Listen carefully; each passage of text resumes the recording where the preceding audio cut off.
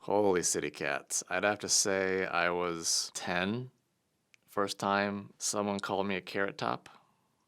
And at the time, I'm like, oh, yeah. And I grew up on the mean streets of Delwood, Minnesota. Everyone there is like, Johan Johansson and Sven, 6'8" Viking. And so a skinny redheaded kid kind of stood out.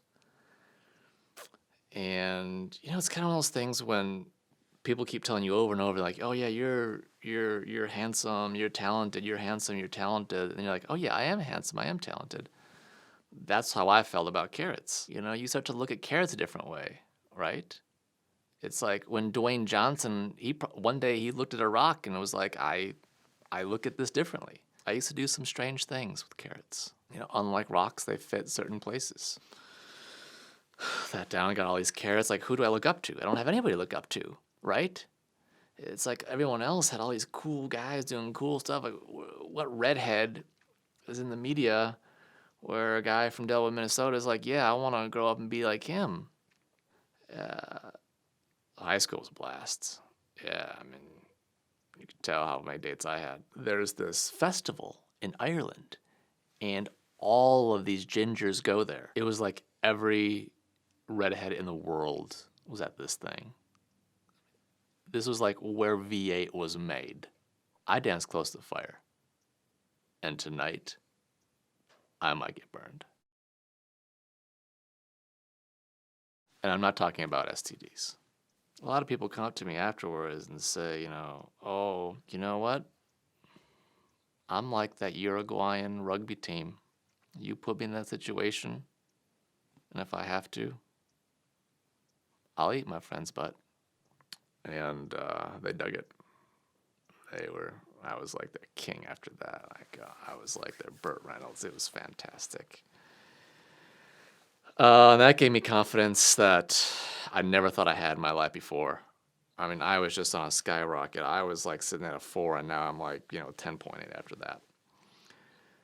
And who would have thought, who would have thought that you'd have to go to some, ginger orgy fest in Ireland to find that? But that was who I was.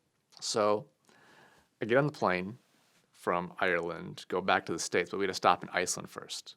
Majority of the plane's full at this point with people, but I'm at the back of it, so there's still a couple seats left to be had.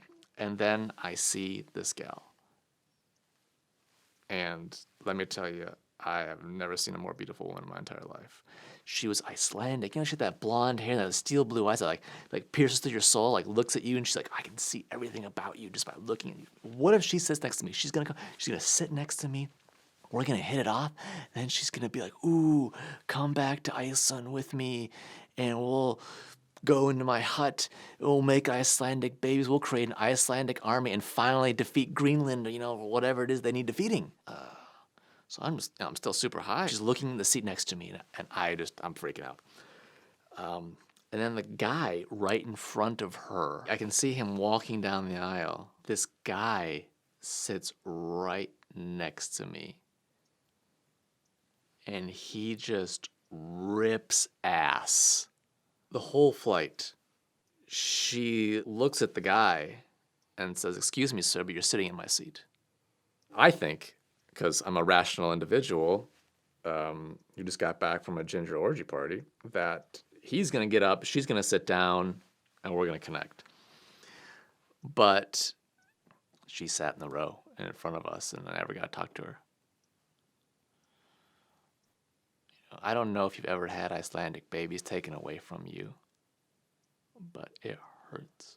The plane lands, and of course, she gets her luggage. She starts booking it. I start booking it, weaving in other people. Guy next to me, still farting. Finally get up to her. I tap her on the shoulder. She turns around and looks at me with those steel blue eyes. In that moment, I look back at her and say,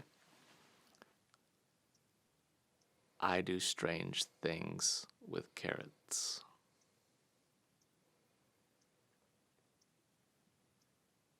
But you know what?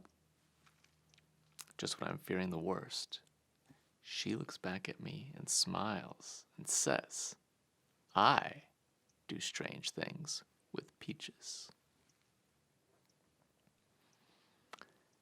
And then I smell it. guy next to me crop dusted me. God, I hate that man so much. He ruined the best moment in the history of Iceland. And that includes Bjork's concert and what could have been the end of Mighty Ducks 2. And that's how I found Jesus.